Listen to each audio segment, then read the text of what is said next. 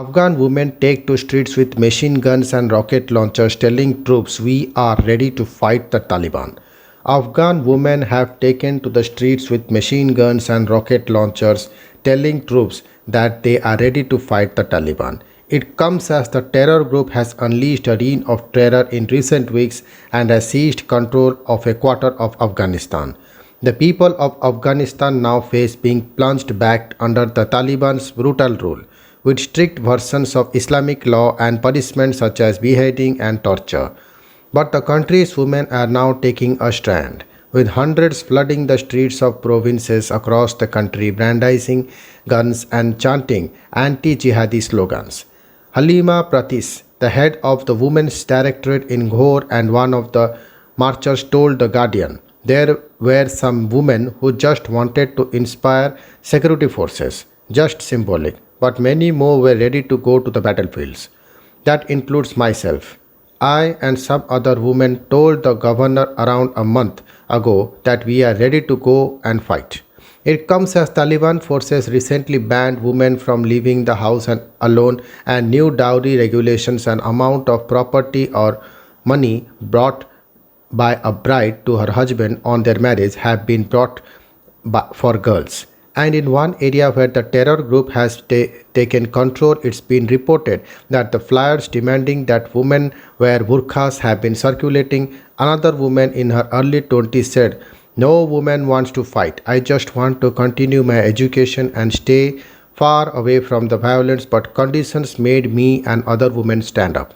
She added, I don't want the country under the control of people who treat women the way they do. We took up the guns to show if we have to fight, we will.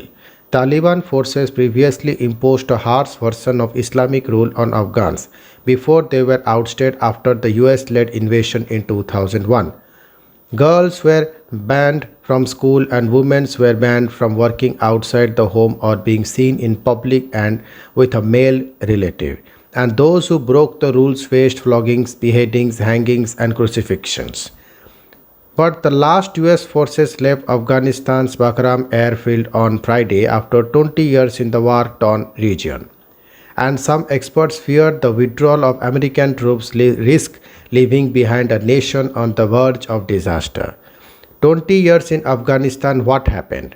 General Sir Richard Barons, a former commander Joint Forces Command, told The Times that Afghanistan at great risk of collapse. He said we might argue that much more money, many more soldiers and a lot more time could have helped Afghanistan settle into a peaceful, modernizing state. But that is academic. We are walking away from fighting for it.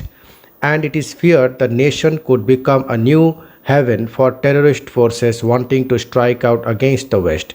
With the Sun online revealing concerns, new training camps could be operational by September.